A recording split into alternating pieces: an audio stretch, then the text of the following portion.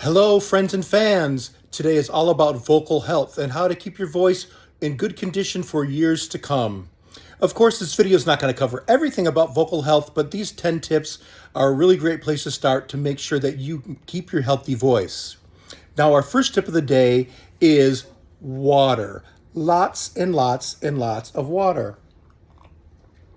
Room temperature water is the best as it won't shock your vocal cords by being too hot or too cold. But the most important thing is water. Stay hydrated. Hydrate, hydrate, hydrate, hydrate. Tip number 2, be careful of what else you drink besides water. Both alcohol and caffeine dehydrate you, and trust me, I drink both. But that means you need even more water every day that you drink alcohol or caffeine. And in terms of other things like natural fruit juice or milk or herbal tea, well, some of those things with the dairy or the natural sugars can coat your vocal cords and cause you to want to clear your throat, which is another no-no. So be really aware of any side effects that you get from drinking something else. Remember, again, the key is water. Tip number 3, never, ever, ever clear your throat and avoid coughing as much as you possibly can.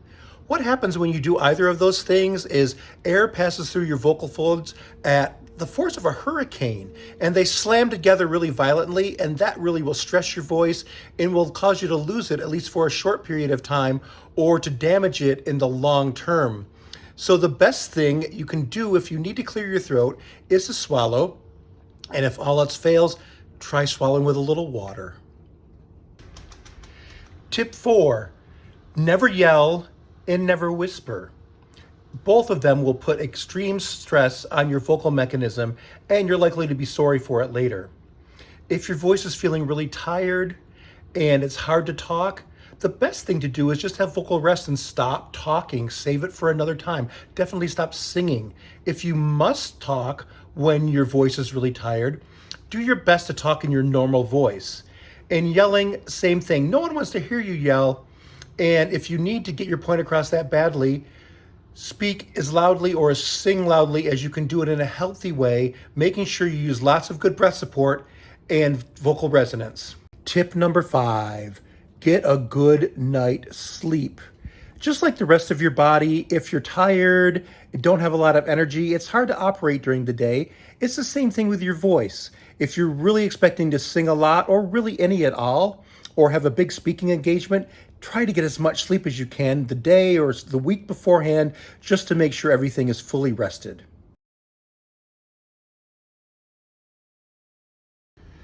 Tip number 6, never force your voice.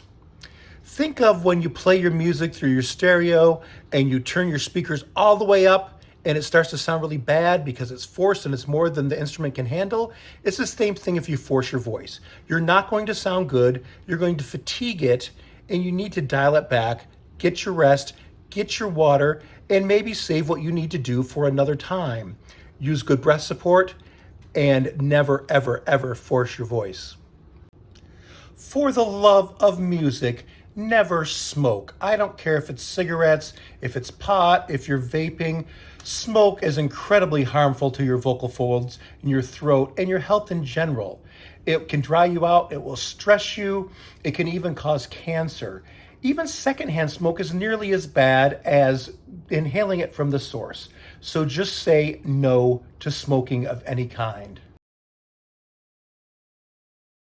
Number 8, learn and practice good breathing.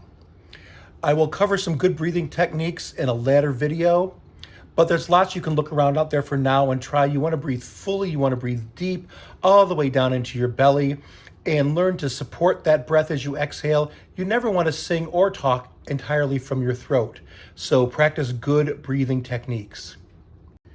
Tip number 9, be careful what you eat. Acidic and spicy foods can taste great, but they can cause all kinds of irritants to your digestive system, including causing stomach acid, which can travel up to your esophagus and really irritate your voice.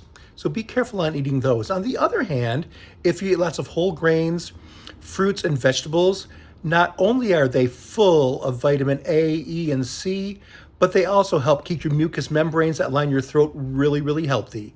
So be careful again what you eat. And our last vocal health tip today is make sure you warm up and cool down your voice.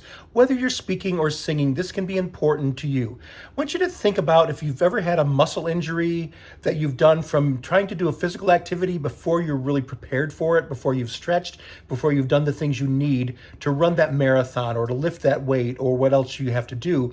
It's the same thing with singing. I will be covering other videos of some great vocal warm-up techniques, and soon we'll be having a lot of them on my website, johnleerackmusic.com, for you to download and work with. In the meantime, you can look up some other things online and make sure your voice is nice and prepared for whatever it's going to do, and let it relax at the end.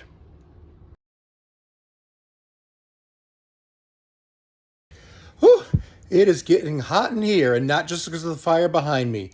I'd warm up with him any day of the week. Well, anyway, that's it for the magic of music today and your early vocal health tips.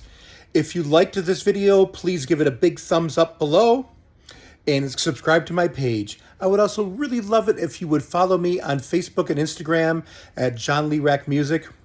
Keep drinking that water, and thanks for tuning in.